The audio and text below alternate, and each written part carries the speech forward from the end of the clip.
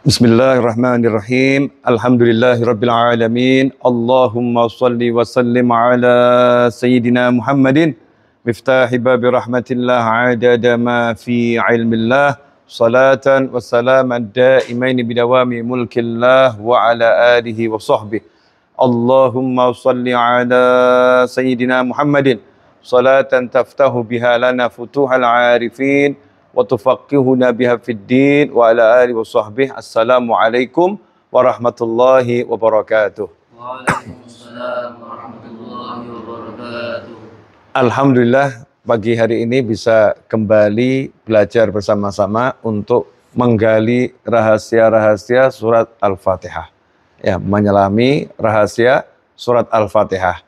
Kemarin kita sudah belajar tentang basmalah. Bismillahirrahmanirrahim, kita sudah pelajari dan kita sudah ambil beberapa fawaidnya, faedah-faedahnya tentang beberapa rahasia yang terdapat dalam surat Al-Fatihah. Kita ulangi sedikit dan kita tambahkan. Jadi kalau kita pengen sukses dunia akhirat, maka kita harus bisa mengawali semua kegiatan kita dengan Bismillahirrahmanirrahim, dalam arti merendahkan diri dan mohon pertolongannya Allah Subhanahu wa ta'ala, mengambil berkah dari namanya Allah Subhanahu wa ta'ala. Betul-betul meletakkan diri di bawah. Ada jangan lupa secara zahir kita juga harus mengucapkan kalimat Bismillahirrahmanirrahim untuk segala hal yang baik yang akan kita mulai, karena apapun kebaikannya kalau tidak diawali dengan bismillah maka dicabut keberkahannya. Seperti yang disampaikan dalam beberapa hadis, kullu amrin dzibalin la yubda'u fihi bismillahirrahmanirrahim fahuwa aqta. Segala hal yang dalam melakukannya perlu proses berpikir. Ya, bukan dengan refleks. Ya. Beda kalau refleks. Misalnya ada orang dilempar, dia refleks menghindar. Maka di situ dia tidak akan sempat mengucapkan bismillah. Tetapi kalau untuk segala hal yang dzibal artinya ada proses berpikir. Misalnya mau ambil benda ini, mau ambil benda ini ada proses, lihat benda dulu, baru tangannya bergerak, maka saat itulah dikatakan ada proses berpikir. Segala hal yang dimulai dengan proses berpikir dan itu baik, maka hendaknya diawali dengan Bismillahirrahmanirrahim, karena kalau tidak keberkahannya dicabut oleh Allah Subhanahu wa ta'ala. Kalau udah nggak ada berkahnya, maka perbuatan itu sebesar apapun, sehebat apapun tidak ada artinya. Karena itulah kita disuruh mengucapkan bismillah di awal. Ya, penting sekali. Kadang ada orang buat perusahaan, ada orang beli rumah, ada orang makan, orang minum, orang berhubungan dengan pasangannya, dia lupa tidak mengucapkan bismillahirrahmanirrahim. Maka kalau udah ingat dan tobat, meniru apa yang dilakukan oleh sahabat yang diajarkan oleh Nabi Muhammad SAW, dan mengucapkan bismillahi awwalahu wa akhirahu. Itu untuk makan. Nah, kalau untuk yang lain bagaimana? Kita niatkan yang serupa untuk semua kegiatan kita yang kita lupa mengucapkan bismillahirrahmanirrahim. Sahabatku dimanapun antum berada, itu sekilas tentang basmalah. Kita lanjut pada ayat yang kedua. Alhamdulillahi rabbil alamin. Alhamdu artinya segala puji. Ya, alhamdu artinya segala puji. Jadi apapun pujian, bentuknya seperti apapun pujian, lillah, hanya untuk Allah, miliknya Allah, hanya untuk Allah dan miliknya Allah. Apapun bentuknya pujian. Jadi pujian kepada siapapun dan pujian kepada apapun, pada hakikatnya pujian itu miliknya Allah, dan sebetulnya yang berhak dipuji adalah Allah Subhanahu wa ta'ala. Kenapa? Karena semuanya adalah miliknya Allah dan semua adalah ciptaannya Allah Subhanahu wa ta'ala. Segala bentuk keindahan, segala perbuatan kebaikan, semuanya itu sifatnya nisbi. Hanya disandarkan, hanya dititipkan, hanya dipinjamkan, hanya disematkan, hanya diberikan sementara, hanya diberikan sementara. Jadi kalau ada pemandangan yang indah, ya, pemandangan itu indah karena dititipi keindahan oleh Allah Subhanahu wa ta'ala. Kalau ada pria yang tampan, wanita yang cantik, ketampanan dan kecantikan itu Allah yang berikan dan sifatnya sementara. Pemiliknya adalah Allah Subhanahu wa Ta'ala. Kalau ada orang yang berbuat baik, kebaikan itu siapa yang berikan taufik? Yang berikan taufik, kekuatan, petunjuk adalah Allah Subhanahu wa Ta'ala. Maka pada hakikatnya semuanya kembali kepada Allah Subhanahu wa Ta'ala. Tidak ada yang pantas dipuji, ya tidak ada yang layak dipuji kecuali Allah Subhanahu wa Ta'ala.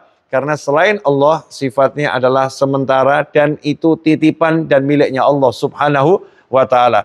Maka kalau kita diberi Allah keindahan, diberi Allah kekayaan, diberi Allah kedudukan, diberi Allah kemegahan, diberi Allah kecantikan, diberi Allah kenikmatan, kemudian ada yang memuji-muji kita.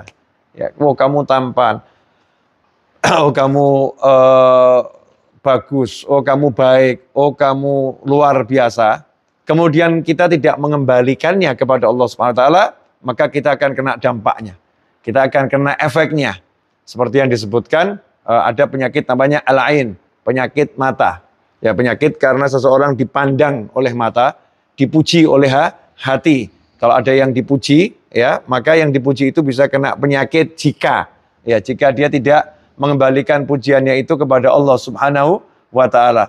Makanya diajarkan kalau seseorang memuji kita, ya seorang mengalu-alukan kita, seseorang memuja-muja kita dengan pujian yang luar biasa, kamu hebat, kamu, maka kita ucapkan Masya Allah, la quwata illa billah, Masya Allah, la quwata illa billah. Masya Allah, itu kehendaknya Allah. Allah yang menghendaki saya seperti ini, la quwata illa billah. Hanya Allah yang maha kuasa, hanya Allah yang maha kuat. Kembalikan itu kepada Allah Subhanahu wa Ta'ala, sehingga kita tidak terkena dampak negatif dari pujian orang lain. Kemudian kalau ada orang yang muji kita, ya, maka kita harus ingat bahwasannya pemiliknya adalah Allah Subhanahu wa Ta'ala. Di saat itu kita juga harus bersyukur ya kepada Allah atas pujian-pujian orang. Kenapa? Karena kita sadar dalam diri kita ini banyak sekali keburukan, banyak sekali kekurangan, ya banyak sekali hal-hal yang tidak baik yang ada dalam diri kita yang tidak dilihat oleh orang itu. Sehingga orang itu hanya melihat baiknya kita saja, ya melihat indahnya kita saja. Maka kita harus mengucapkan alhamdulillah, segala puji syukur. Terima kasih ya Allah telah menutup aib-aibku dan menampakkan hal-hal yang baik kepada manusia sehingga mereka tidak melihat keburukanku. Terima kasih ya Allah, alhamdulillah Engkau telah tutup aib kami. Nah, ucapan pujian seseorang itu harus membuat kita kembali kepada Allah Subhanahu wa Ta'ala. Nah, siapa yang dipuji kemudian dia lupa diri, dia nggak ingat kalau itu miliknya Allah Ta'ala, kemudian dia jadi berbangga hati, itulah yang dikatakan pujian yang mematahkan punggung. Artinya pujian itu menghancurkan seseorang. Orang kalau dipuji-puji, maka punggungnya itu patah, dalam arti dia hancur. Kenapa hancur? Karena dia menjadi sombong, menjadi angkuh, menjadi ta'ajub, ya dia menjadi berbangga di diri, maka itu menghancurkan dirinya. Beda dengan seorang mukmin seperti yang disebutkan dalam sebuah hadis di mana Rasul Muhammad sallallahu alaihi wasallam menyatakan, sesungguhnya seorang mukmin jika dipuji, iman itu jadi tumbuh dalam hatinya. Ya, dalam hatinya tumbuh iman kalau dia dipuji. Kenapa? Karena begitu dia dipuji, dia ingat yang ngasih kebaikan itu Allah. Yang menggerakkan orang untuk muji adalah Allah. Dia jadi bersemangat untuk berbuat baik lagi. Dia tahu kekurangannya banyak ditutup sama Allah. Dia pun berterima kasih kepada Allah. Sehingga pujian tidak membuat dia sombong, tapi dia semakin baik, semakin baik, semakin baik. Dia semakin introspeksi diri, semakin mawas diri, dia semakin berupaya memperbaiki dirinya. Kalau ya orang itu beriman. Tapi kalau nggak beriman, dipuji-puji semakin menjadi-jadi keburukannya. Makanya kita dalam memuji pun kita disuruh melihat. Kira-kira ini kalau dipuji jadi sombong atau jadi baik. Nah kalau dipuji jadi sombong maka jangan dipuji. Kalau dipuji jadi baik maka pujilah ya agar dia bersemangat. Nah pujian ini miliknya Allah Ta'ala, diingatkan dalam Al-Fatihah. Alhamdulillah. Pujian itu miliknya Allah Subhanahu wa Ta'ala. Apapun itu yang ada. Misalnya kalau kita melihat contoh yang sederhana. Ada lukisan yang sangat bagus. Ya, ini lukisannya bagus banget. Lukisannya luar biasa. Pertanyaan saya, yang bagus lukisannya atau yang hebat yang melukis? Yang bagus lukisannya atau yang hebat yang melukis? Yang hebat yang melukis. Jadi kalau ada orang memuji, ini lukisannya bagus banget. Berarti orang itu lagi memuji siapa? Lagi memuji yang melukis. Meskipun tidak disebutkan namanya. Oh ini pelukisnya hebat. Enggak, dia cuma ngomong, oh ini lukisannya luar biasa. Sebetulnya dia lagi memuji yang melukis. Ketika seseorang itu mengatakan, wah ini gedung bagus banget, cakep banget, megah banget. Sebetulnya dia lagi muji bangunannya atau yang membangun? Ya, kehebatannya yang membangun. Meskipun tidak disebutkan, yang membangun tidak disebutkan, tapi sudah masuk dalam hal tersebut. Maka ketika kita memuji orang-orang yang soleh, ya, memuji orang-orang yang baik dengan kalimat, wah kamu berakhlak mulia, ya kamu ini dermawan dan lain sebagainya. Sejatinya kita lagi memuji Allah Subhanahu wa Ta'ala, karena yang melukis kebaikan tersebut adalah Allah Subhanahu wa Ta'ala, yang membangun kebaikan tersebut adalah Allah Subhanahu wa Ta'ala. Makanya disebutkan seseorang tidak dikatakan bersyukur kepada Allah Ta'ala yang tidak bersyukur kepada orang yang berbuat baik kepadanya. Ya, yang tidak berterima kasih pada orang yang berbuat baik kepadanya. Kalau ada orang berbuat baik, ya kita terima kasih. Ya, termasuk ada orang yang berakhlak, ya kita terima kasih dengan memujinya.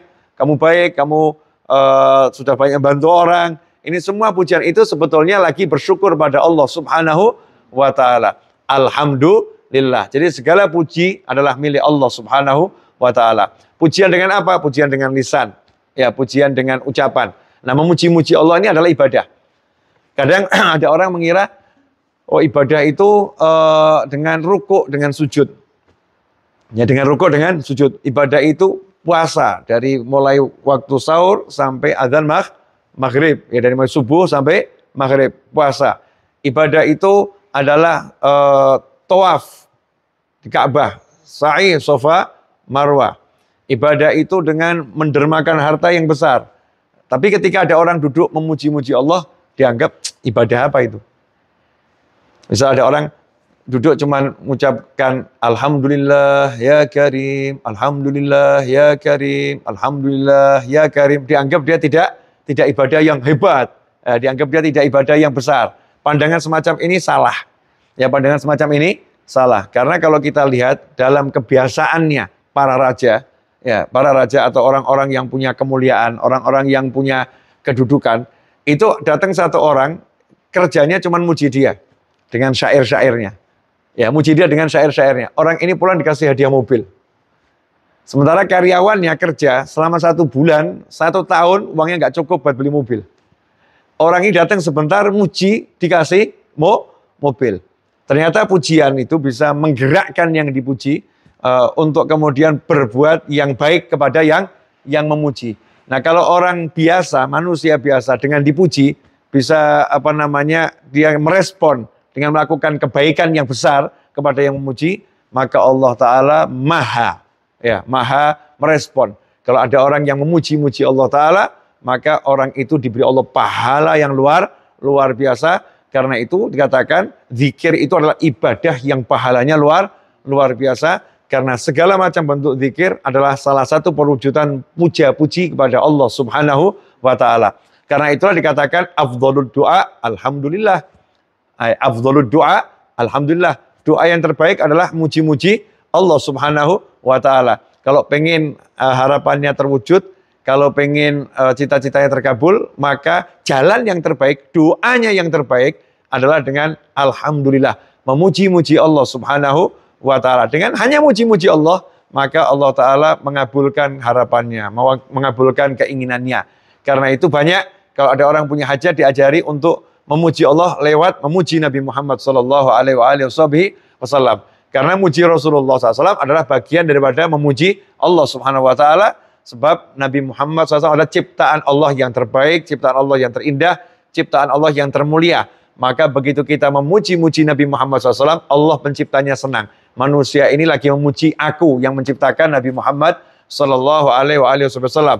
Makanya kalau kita punya hajat, diajari untuk baca sholawat, ya, baca maulid, muji-muji Nabi Muhammad SAW. Itu bagian daripada memuji-muji Allah Subhanahu wa Ta'ala. Itu bagian daripada afdhalud du'a alhamdulillah. Doa yang terbaik adalah mengucapkan alhamdulillah. Nah, ikhwani rahimakumullah, sahabatku dimanapun antum berada, ayat yang kedua ini mengajarkan kepada kita dalam kehidupan ini kita kalau mengawalinya dengan bismillah, maka kita akan aktif beralhamdulillah.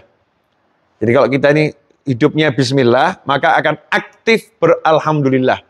Artinya apa? Kalau udah bismillah, nanti akan terus ingat nikmat-nikmatnya Allah Ta'ala. Sehingga setiap saat dia alhamdulillah, alhamdulillah. Karena semua yang diawali dengan bismillah berkah. Nanti kalau berkah itu akan kelihatan, semua nikmat Allah kelihatan.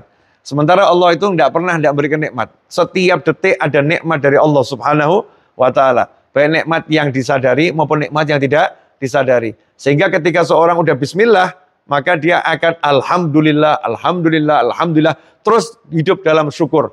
Makanya hidupnya bahagia. Kenapa bahagia? Karena bisa melihat nikmat. Orang yang susah itu karena apa tuh? Nggak bisa lihat nikmat. Nah, atau dia merasakan hanya mendapatkan sedikit nikmat. Dia menjadi susah.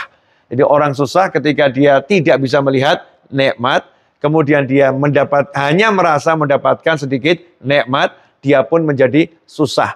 Bayangkan jika seseorang melihat semua nikmat yang ada dalam dirinya. Dan bisa merasakan semua nikmat yang ada dalam dirinya. Kapan dia sempat susah? Tidak akan sempat susah. Setiap saat begitu mau susah, dia ingat nikmat. Mau susah, dia ingat nikmat. Susah datang, dia ingat nikmat. Sehingga terus dia merasakan kebahagiaan dan kenikmatan. Seperti misalnya ada orang yang punya rumah yang luasnya luar biasa dengan berbagai macam spot rumah. Di situ ada kolam renangnya, di situ ada lapangan golfnya, ya di situ ada halaman untuk berkudanya.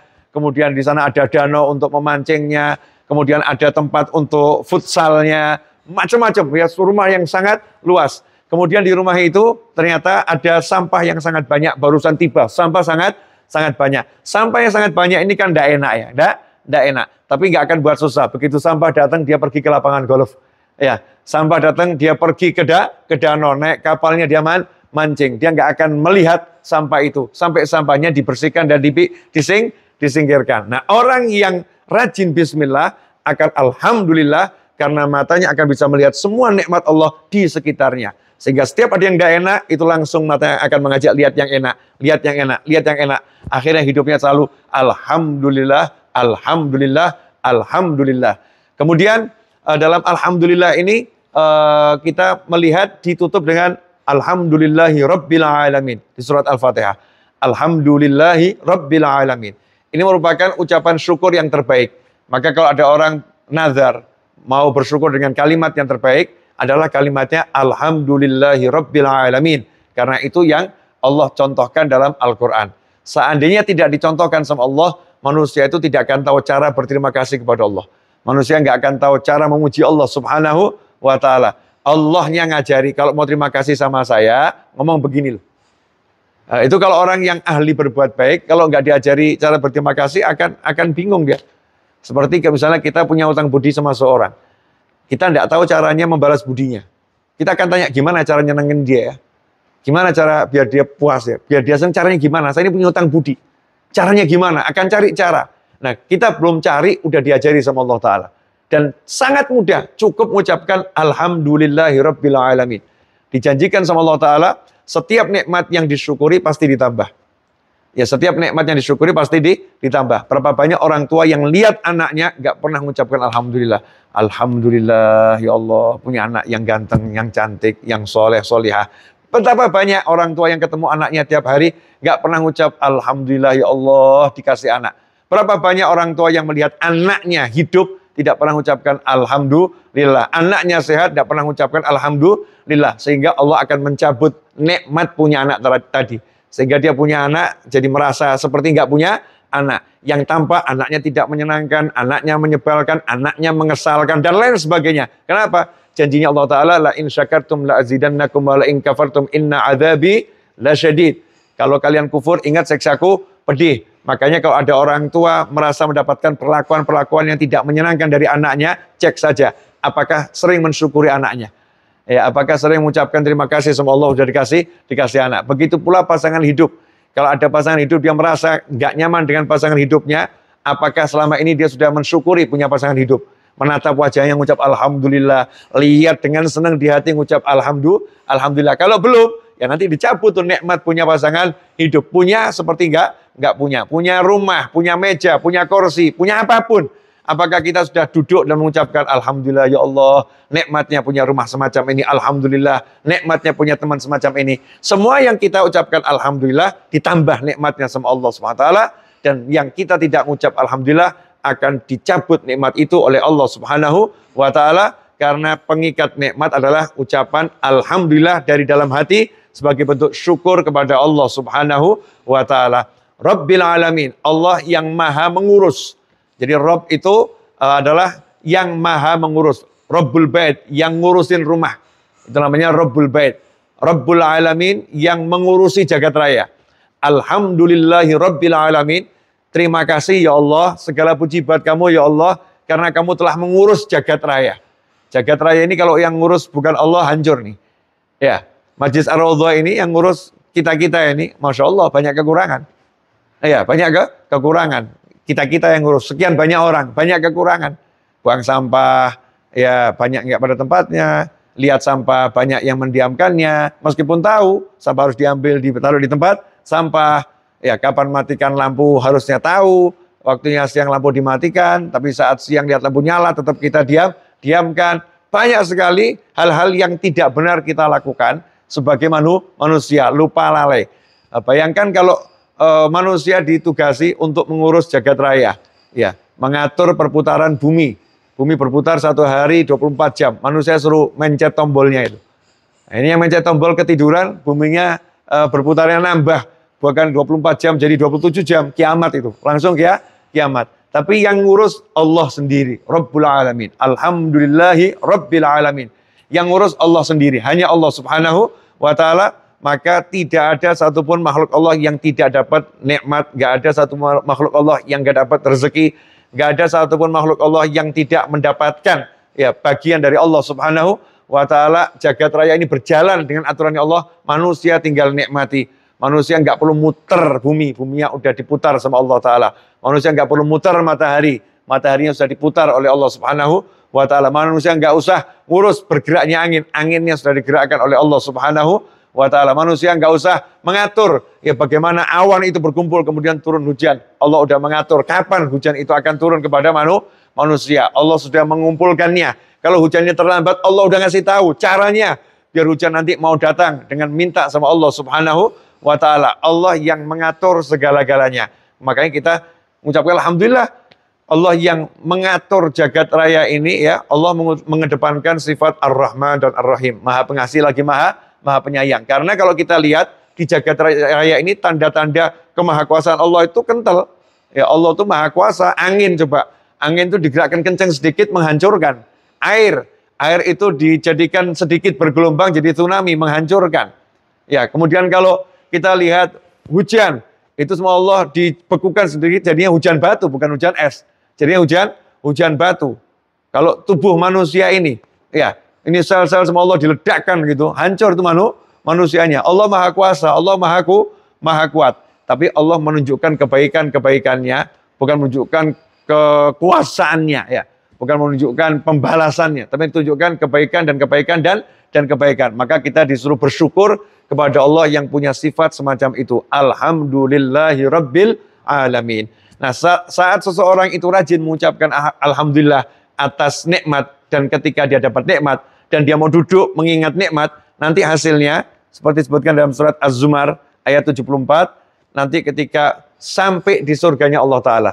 Karena manusia ini kan melakukan perjalanan dari dunia menuju akhirat. Akhirnya adalah surganya Allah Subhanahu wa Ta'ala. Begitu sampai di surganya Allah Ta'ala, maka begitu pertama kali kaki itu masuk dalam surga, yang diucapkan adalah wa qalul hamdulillahilladzi shadaqana wa'dah wa awrathana al-ardha natabawwa'u minal jannati haitsu nasha' fa ni'ma ajrul 'amilin. Ya, sebagaimana dikatakan oleh Allah Subhanahu wa Ta'ala,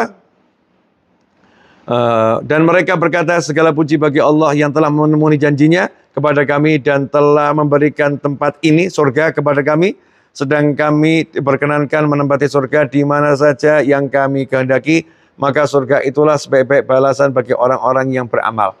Jadi orang suka mengucapkan Alhamdulillah itu nanti kalau masuk surga, zikirnya, ucapan pertama kalinya, itu masuk Alhamdulillah, lega ya, Alhamdulillah. Makanya kalau kita pengen ya sampai ke surga, ya zikir ini jadi zikir yang diandalkan. Doa ini doa yang diandalkan. Bukan doanya keluh kesah. Afdhalul doa itu syukur. Doa yang terbaik itu ya menampakkan terima kasih. Ya, sekarang banyak orang kalau berdoa keluh kesah. Ya boleh, tapi itu doa yang kurang maksimal. Ya, sama-sama mau minta duit. Ada doa keluh kesah, ada doa syukur. Ya, ada orang butuh duit. Contohnya saya butuh duit. Ya, buat bayar hutang-hutang pembangunan yang besar, pelunasan tanah yang besar, yang harus dilunasi nanti di bulan Februari, dan tiap bulan kita harus mengangsur, dan tiap bulan minimal harus bayar 800 juta, belum lagi hutang material yang lebih dari 300 juta, butuh uang yang sangat banyak untuk mengelola majelis. Gimana caranya minta tapi nggak ngeluh? Minta tapi syukur. Ya, afdhalul doa, alhamdulillah. Doa yang terbaik adalah alhamdulillah. Alhamdulillah ya Allah, dari sekian banyak orang yang lain cari uang itu susah, Engkau beri aku uang ya Allah, alhamdulillah. Makasih ya Allah. Ini kalau ditambah lebih senang lagi ya Allah. Nah, ini namanya syukur. Yang namanya syukur. Bisa enggak doa gitu? Tapi kebanyakan orang doanya gimana? Ya Allah, cari duit susah. Dapatnya cuma segini. Yang didapat tuh dicela itu, dapatnya cuma segini. Nah, kalau kita rubah menjadi syukur. Alhamdulillah ya Allah. Ya, dari sekian banyak orang, ya saya ini kok dikasih uang, dikasih kemudahan. Nikmat, makasih ya Allah. Ini bisa buat ini, bisa buat ini, bisa ini. Kalau ditambah ya Allah, bisa buat lebih banyak lagi ya Allah. Ya, segini aja tuh bisa buat ini, buat ini, buat ini. Ini kalau ditambah ya Allah, bisa buat beli ini, beli ini, beli ini. Itu kalau malaikatnya dengar senang atau enggak senang? Senang. Ya, contoh satu orang dikasih sama ayahnya uang 100.000. Yang satu lagi dikasih sama ayahnya uang 100.000 sama, dua anak, 100.000, 100.000. Yang satu ngomong, ayah ini 100.000 cuman bisa buat beli karak sama permen, tidak bisa buat beli apa-apa. Kurang ini, tidak bisa buat beli apa-apa. Yang satu ditanya, gimana kamu dengan uang 100.000? Alhamdulillah ini banyak banget ini. Banyak banget 100.000 bisa beli ini, bisa beli ini, bisa beli ini, bisa beli ini. Itu belum ngomong udah ditambahin sama bapaknya. Ya, apalagi ngomong, ini kalau ditambah ya bisa lebih banyak lagi beli-belinya ya. Ya kalau ditambah bisa lebih banyak lagi belinya. Nah, ini contoh doa dengan syukur. Nah, banyak orang berdoa nggak pakai syukur ya, doanya pakai sedih. Ya pakai sedih, bukan nggak boleh. Tapi kalau yang mau afdhal, yang paling utama afdhalul doa, alhamdulillah. Doa dengan senang hati, dengan rasa syukur. Nah, makanya saya pengen di Majlis Ar-Raudhah ini kita banyak bersyukur sama Allah Subhanahu wa Ta'ala dan munculkan doa-doa yang sifatnya syukur. Ya, doa-doa sifatnya syukur. Alhamdulillah sudah banyak yang ikut andil, ya, sehingga kita bisa terus membangun. Ya, mudah-mudahan lebih banyak lagi yang ikut andil sehingga kita bisa lebih banyak lagi memberikan manfaat. Untuk semua yang sudah ikut andil, saya ucapkan jazakumullah khairan. Terima kasih banyak, mudah-mudahan berkah dan manfaat. Sekian kajian menyelami rahasia Al-Fatihah episode yang kedua tentang Alhamdulillahirabbil alamin. Mudah-mudahan bisa kita praktekkan. Kita menjadi orang yang sukanya bismillah, alhamdulillah, bismillah, alhamdulillah, dan hidup tanpa keluh kesah. Jazakumullah khairan wa lafu minkum. Wassallallahu ala sayyidina Muhammadin wa alihi wasallam. Walhamdulillahirabbil alamin. Wassalamualaikum warahmatullahi wabarakatuh.